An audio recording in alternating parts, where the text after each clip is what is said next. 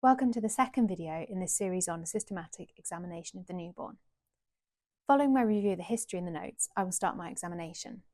The Shen is a somewhat opportunistic examination depending on the state of the baby, but for the purposes of this assessment, I will proceed through it systematically. And throughout, I will follow the standard structure of examinations: inspection, auscultation, palpation. The first step is to remove the infant's clothing, and as I'm doing so, I'm generally observing the baby, observing tone, posture, movements, colour, and any dysmorphic features.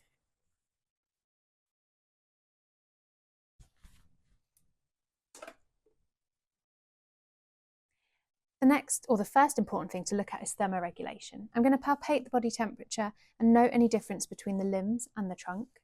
I'm then going to take and document the baby's temperature with a thermometer underneath the arm. And it should be between 36.5 degrees Celsius and 37.5 degrees Celsius. Once I've confirmed the baby is maintaining its temperature, I'll then move on to the respiratory system. I'm going to initially observe the respiratory rate, which I will count for a full minute, and I'll also observe work of breathing. The respiratory rate should be between 40 to 60 breaths per minute, provided the baby is calm.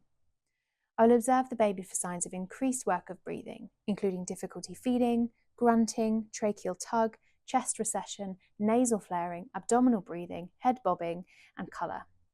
I'll observe for a symmetrical chest wall expansion. Asymmetry may note a unilateral lung pathology, for example, a pneumothorax.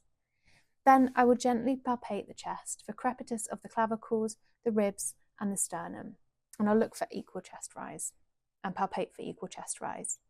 Then I'm going to auscultate each side of the chest in a symmetrical pattern, comparing side to side. Breath sounds should be vascular, meaning soft and low pitched, and I need to pay attention to the inspiratory and expiratory sounds at each placement.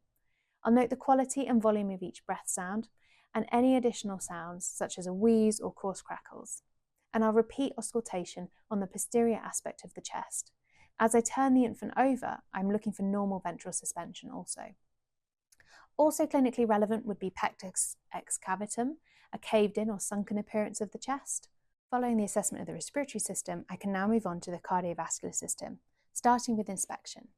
I need to assess if the baby is well perfused. If the baby has black or brown skin, like this baby, I need to consider how I do this. For example, observation of the mucous membranes in the mouth or pulse oximetry. I need to note the infant's activity level, any cyanosis, any polycythemia, any pallor, any mottling, and perfusion via capillary refill.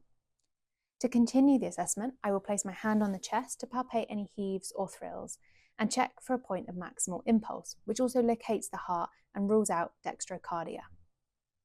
I'll also check the capillary refill, and then I'll auscultate the heart in the following locations: the aortic valve, the pulmonary valve, the mitral valve, and the tricuspid valve.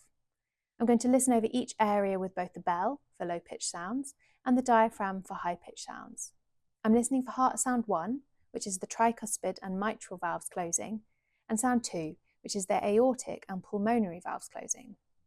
What I'm listening for is turbulent blood flow, which indicates a heart murmur. I'll also note rate and rhythm. The normal heart rate of a newborn is approximately 80 to 160 beats per minute, depending on the infant's state. And I'll check preductal and postductal oxygen saturations. Both readings should be above 95% and within 3% of each other.